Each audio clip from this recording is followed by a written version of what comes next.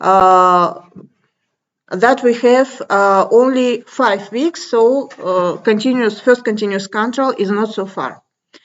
And today we continue to talk about schools of ancient Greek philosophy. And we continue with the very special philosopher Heraclitus. Then we continue after Heraclitus with the Zeno of Elea, who was Parmenides' student. Parmenides, you remember who it was? Who it was, Parmenides? From the second lecture.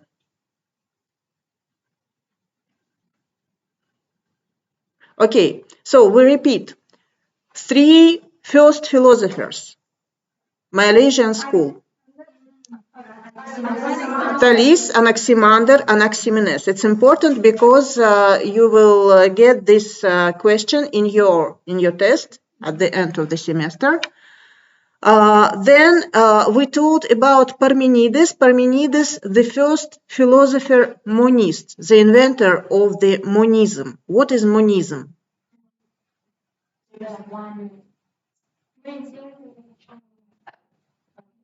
Monism is from no.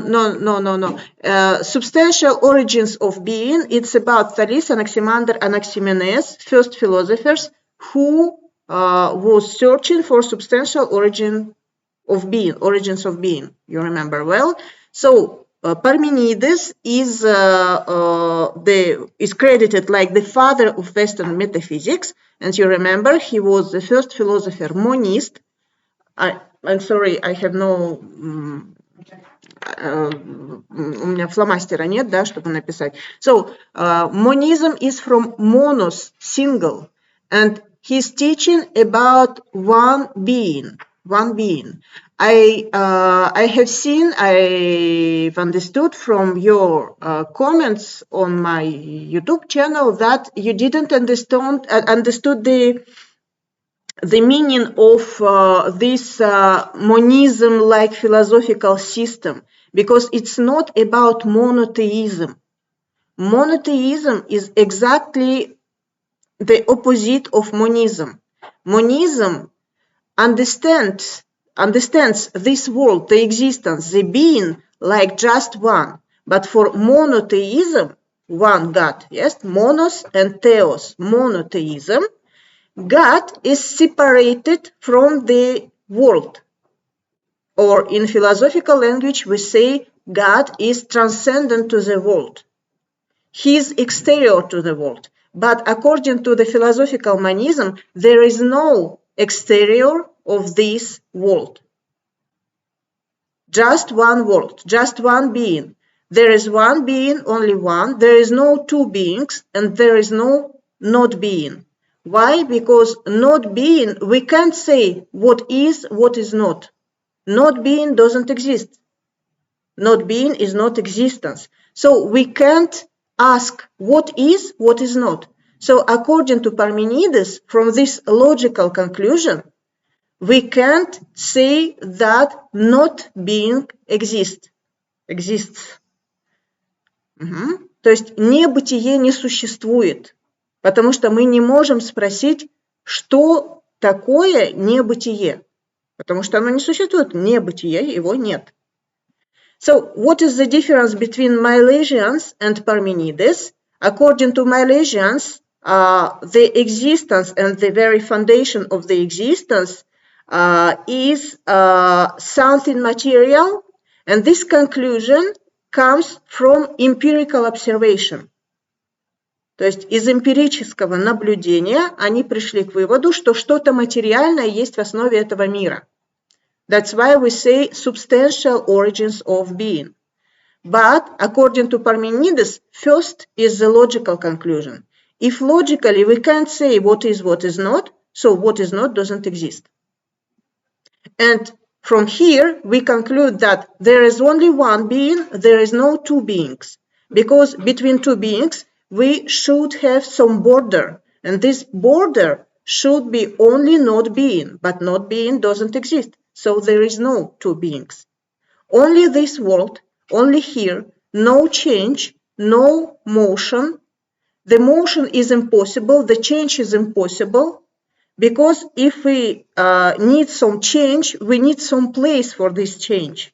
For example, for stepping like steps to make, or for walking, I need some place, some empty place. So for this, because empty place, not being, not existence, doesn't exist, there is no motion in this world. And there is each motion, each change we see in this world is only an illusion. This is the beginning of the tradition in the philosophy when the reality is considered not as something what we can see. It's just an intellectual tradition. So many of us often consider this world like we can see something, but also we can think that it's not true and there is something behind what we can see, some other truth. This is a big philosophical and intellectual tradition started with Parmenides, at least Parmenides, perhaps before him. So, but it's okay, it's about the last week. And today we continue with Heraclitus. Heraclitus, you can see after with my presentation, because I have my presentation and the video I'm recording on my computer. So Heraclitus, born in 540 BC in Ephesus, the city of Ephesus. That's why we say in English Heraclitus of Ephesus, in Russian Heraclit Efesский. And also he received some nicknames like the obscure philosopher or the Riddler, or also weeping philosopher. The obscure, the Riddler, because his teaching for his contemporaries appears often like the obscure teaching. And he talks with riddles, то есть загадками говорит, темное учение, темный философ и человек, который задает загадки. Weeping philosopher, who can translate weeping with W-E-E, weeping. Weeping, yes, like плачущий, плачущий philosoph. Weeping philosopher is he received this nickname because of his misanthropia. What is misanthropia? Yes, from misein and anthropos. And the opposite of misanthropia? No. Hate of mankind is misanthropia, but the opposite? No, misogynia is the hate to women. Philos, yes, philia, and anthropos. So, philanthrop, yes, philanthropia is the love of mankind. But in the case of Heraclitus, it was the misanthropia, hating mankind. So, why hating mankind? Because the central notion of his teaching was logos. Logos, you remember, we can translate from Greek by different ways, but in general, literally, it means speech, discourse, word. Today, we can translate it also like science. For example, biology, it's a science of life, yes, bios and logos. But initially, logos is speech, discourse, so biology is something like discourse about life, yes, speech about life. Perhaps you remember these words. In the beginning was the Word, and the Word was with God, and the Word was God. Who can translate? In the beginning was the Word. Word, not world, word, слово. And the Word was with God. And the Word was God. Вначале было слово, и слово было у Бога, и слово было Богом. So this is the first phrase, the first verse of Gospel of John. Gospel? Да, Gospel, по-моему, произносится. То есть Евангелие от Иоанна – это первая строка. Вначале было слово, и слово было у Бога, и слово было Богом. But, of course, this is from the Bible, but we can say that this tradition to attribute the beginning of the existence to the word, to the speech, to the discourse, to the language at least, it wasn't or didn't start with Christian tradition. It started at least with Heraclitus in 6th BC, 6th century BC. So, of course, it's a very ancient, really ancient tradition. Perhaps before him. Really, the language was considered and now is considered like the beginning of human world, of the existence as such. So we can say that there is a difference between Milesian philosophers and Heraclitus. Why? Because Milesians were in searching for some arche. Arche is just this material substance underneath the world. But for Heraclitus, logos is immaterial. It's not some substance; it's some principle in the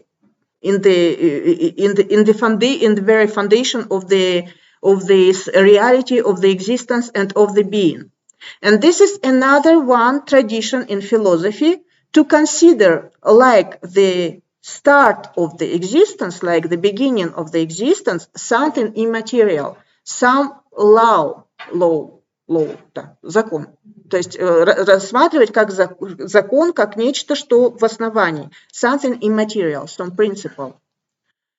But, of course, Parmenides also considered something immaterial at the beginning of the world, and it was this logical principle. First, what we can think about being, and the second is the reality, the material being itself.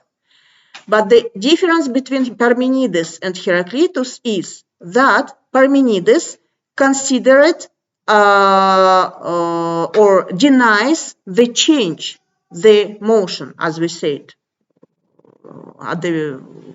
в начале нашей лекции, да?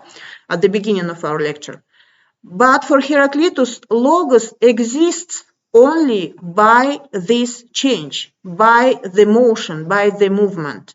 This is the difference. Heraclitus is often called spontaneous dialectician, спонтанный диалектик. And his philosophy is called spontaneous dialectics, спонтанная диалектика. Why spontaneous? Because Heraclitus didn't know about dialectics itself. He didn't invent this word, this term, and he didn't use it. But basically, his philosophy we can consider like corresponding to the principles of the dialectics. Dialectics is a very important term. I prevent you that we have many different terms in philosophy. So you need to understand this relationship, this history of the development of each term or the marks of these terms. So what is dialectics? Dialectics is about, first, dialectics can be translated like dialektike, Greek word dialektike, which means dialogue. And the first form of dialectics we can meet in the dialogues of Plato. You remember, for example, we read this dialogue, Apology of Socrates, but it was the earliest dialogue of Plato. And after Apology of Socrates, we can read another other dialogues with the very expressed Socratic method or Socratic dialectics. In the dialogue, we can say that we have two or more people with different points of view.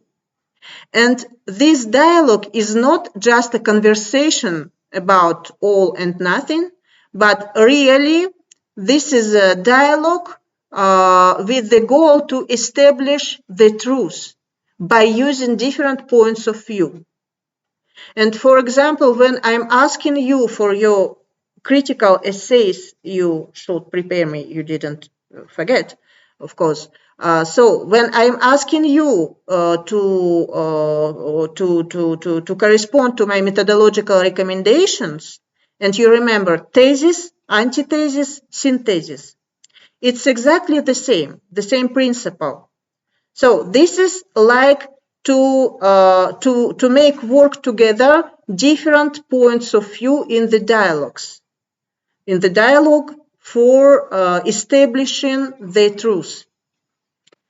It's a little bit complicated because first form of dialectics, except Heraclitus, is in Plato's dialogues with Socrates, but much more later it was also Hegel. Hegelian dialectics is a little bit different, but for the moment we don't need it. Of course, a little bit later, of course, as our President Tokayev said, как не могут отличить Гегеля от Бабеля. So I would like you you make difference between Hegel and Babel and Socrates and Plato and other great thinkers. But for the moment you understood the principle of dialectics. So why Heraclitus is considered like spontaneous dialectician? Because his doctrine, as we said, he considered the change, the motion, like the basis of the existence of the this logos, and for this he said we need opposites. So opposites are necessary for life, like in war. War is one of terms of Heraclitus too. Please, yes, please come. And war like the process, war in which there are different forces which are in the constant struggle against each other. So like this, the existence is possible. From Heraclitus, we can know only 100 fragments of his work. 100 fragments. То есть только 100 фрагментов. And we know from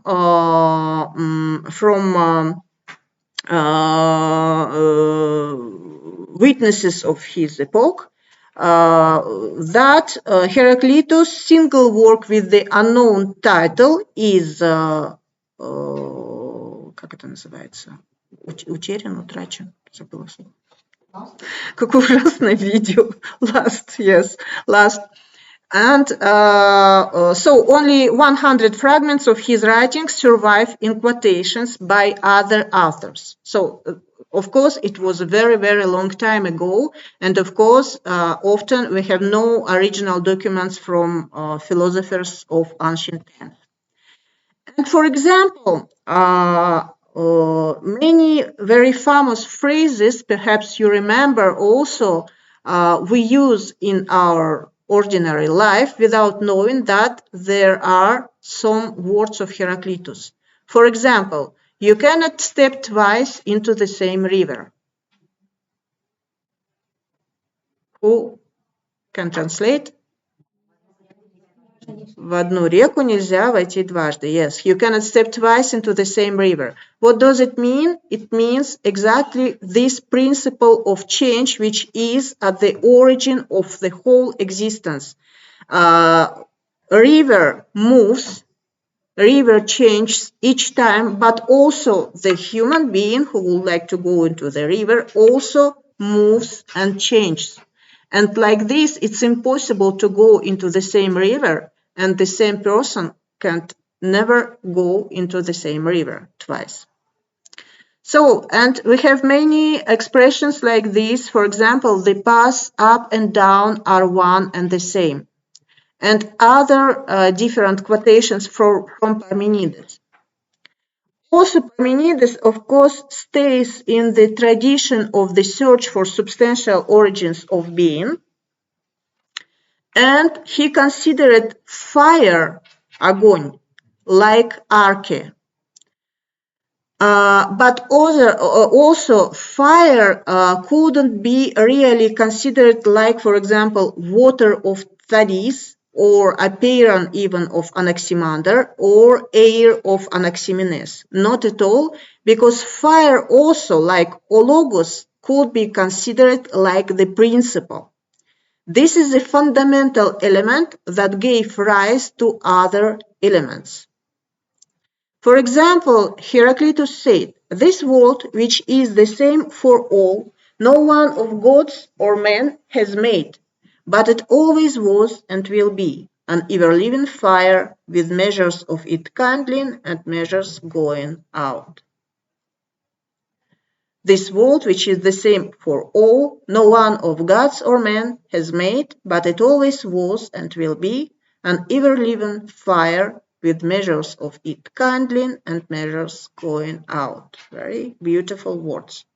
And a little bit, yes, немножко такие странные слова.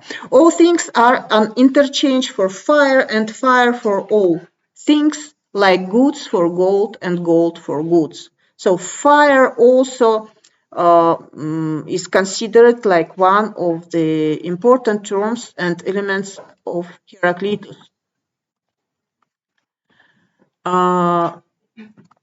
Okay.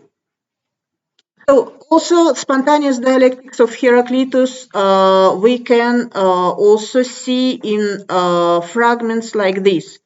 As the same thing in us is living and dead, waking and sleeping, young and old. For these things having changed around are those, and conversely, those having changed around are these. So from these different fragments and this short presentation of Heraclitus' philosophy, we can conclude about this difference which existed at the time of pre-Socratic philosophers and the development of their thoughts, their ideas. And now I would like to present you very quickly paradoxes of Zeno of Elea. We return to Parmenides, and also I prevent you that we can't say that Parmenides was right and Heraclitus was wrong, or Heraclitus was wrong, right, and Parmenides was wrong, etc. So for monism, we have many contemporary philosophers who are monists, and especially materialists. Who is materialist could consider himself like philosopher monist, because for materialism there is nothing but matter in this world. Zeno of Elea. Why we say Zeno of Elea, in Russian Zenon Eleyski, because he was from Elea, just like Parmenides. Parmenides of Elea and Zeno of Elea.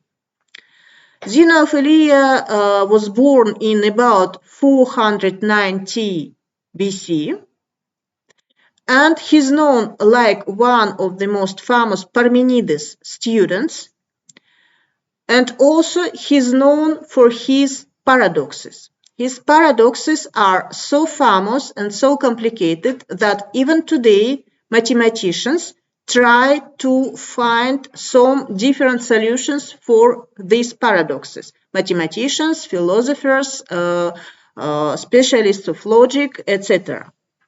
So what are exactly his paradoxes? So about paradox, what is paradox? Who could say me?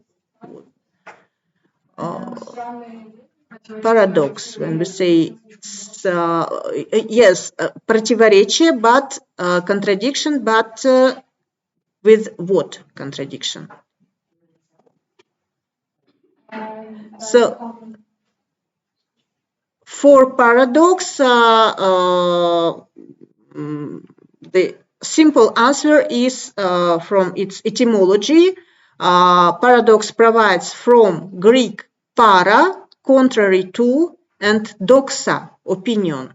Contrary to opinion, contrary to appearance.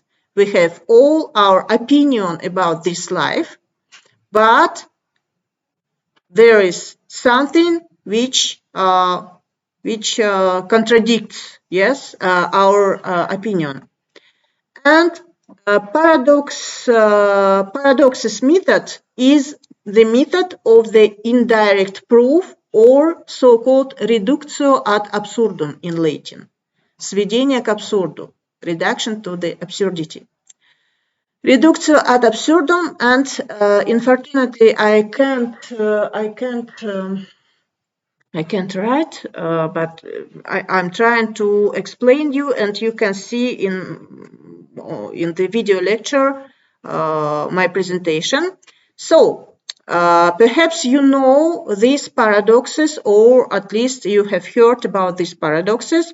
The first paradox is Achilles and the turtle. Achilles and the turtle, Achilles и черепаха. Achilles, who we can assume is the fastest runner of antiquity, is racing to catch the turtle that is slowly crawling away from him. Both are moving along a linear path at constant speeds. In order to catch the turtle, Achilles will have to reach the place where the turtle presently is. However, by the time Achilles gets there, the turtle will have crawled to a new location. Achilles will then have to reach this new location. By the time Achilles reaches that location, the turtle will have moved on to yet another location, and so on forever. So Zeno claims Achilles will never catch the turtle. This argument shows he believes that anyone who believes Achilles will succeed in catching the turtle, and who believes more generally that motion is physically possible, is the victim of illusion, as Parmenides had proclaimed. So for best explanation, I explain in Russian. Achilles, который рассматривался как самый быстрый бегун античного мира, должен догнать черепаху. Черепаха медленно ползет перед Ахиллесом по той же дороге. Ахиллес перемещается туда, где была черепаха, но в это время черепаха отползла чуть-чуть вперед. Ахиллес бежит за черепахой и прибегает в то место, где была черепаха, но черепаха опять чуть-чуть вперед уползла, и так далее. Таким образом, Ахиллес никогда не догонит черепаху. Это один из ярчайших примеров метода доказательства сведения к абсурду. Да? It means that in our ordinary life and according to our ordinary opinion, of course, Achilles can catch the turtle. Да? То есть Ахиллес может догнать черепаху. But according to this proof of Zeno, according to him, he proves that there is no motion because Achilles doesn't move and and he can't catch the turtle. So what is perhaps the logical fallacy of Zeno here is to consider time and space like discrete. So we have two notions, discrete and continuous. Continuous – это длящееся, да? Discrete – это фиксированное, поделенное на отдельные части. So if we can consider the space like discrete, for example, in this room, nothing moves. And all tables, for example, are in its discrete places. But I can move. То есть в то время, at this time when I'm moving, when I'm walking, for example, I produce some change. And this change, this continuous change, could be considered like time. Time is a change. Space is unchangeable, geometrical space is unchangeable, but we can't say the same about the time. But for Zeno, time and space are discrete. So for this, he's considering the motion of Achilles like discrete. Achilles, как это называется, displaces by discrete parts of time and space. Поэтому он догоняет черепаху, остановился, она в этот момент уползла. Догоняет черепаху, остановился, она в этот момент уползла. Конечно, в таком случае он не догонит черепаху. Но он будет, на самом деле, он будет бежать во времени, он не будет бежать только в пространстве. Он будет производить изменения в себе и в пространстве. То есть само пространство измениться не может, тогда как время есть изменения. So, this is about space and time, another one big problem of philosophy, very complicated and interesting. Even today we can't say what the time is, what the space is exactly. So, in general, in philosophy, it's largely accepted to consider the time like the change and the space like this discrete entity. 5 minutes. The second paradox is the paradox, the racetrack, or also we say dichotomia. We have progressive and regressive version of this paradox. The progressive version is about the runner who would like to reach the stationary goal. So the runner must first reach half the distance. If we imagine the distance, there is a runner, there is a goal, so he must reach first half the distance. But after this, he must reach 1/2 of the distance which stays. Да, то есть еще половину той дистанции, которая остается. After this, 1/2, 1/8, 1/2, 1/4, 1/8, 1/16, etc., etc., etc. So he can't reach the goal. This is the progressive dichotomy. Надеюсь, что вы поняли, да? То есть постоянно уменьшается бесконечно делимое пространство, и он никак не может достичь своей цели, да? This is the progressive version. The regressive version is that runner cannot even take a first step, because for taking the first step, he must take 1/2 of the step. For taking the 1/2 of the step, he must take 1/8 of the step, etc., etc., etc., and he can't even move.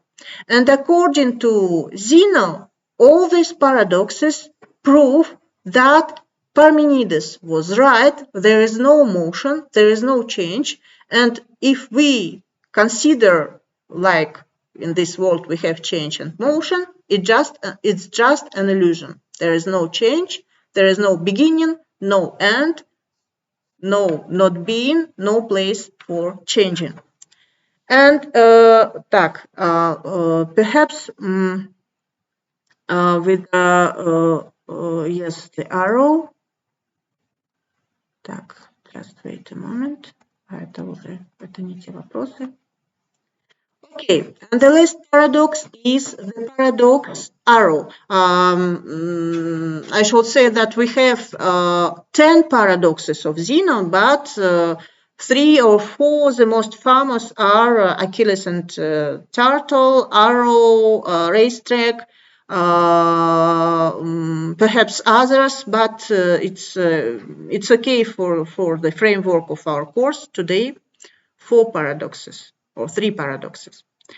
So in the paradox, the arrow, in this paradox, Zeno claims that a moving arrow must occupy a space equal to itself during any moment. That is, during any indivisible moment or instant, it's at the place where it is. But places don't move. So if in each moment the arrow is occupying a space equal to itself, then the arrow is not moving in that moment. The reason it is not moving is that it has no time in which to move.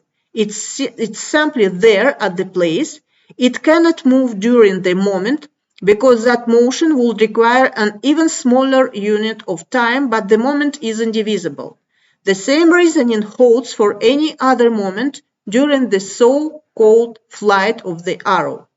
So the arrow is never moving. By a similar argument, Zeno can establish that nothing else moves. You understood that we have the arrow, which is at this place, at this moment, and each moment the arrow is подвешена в воздухе.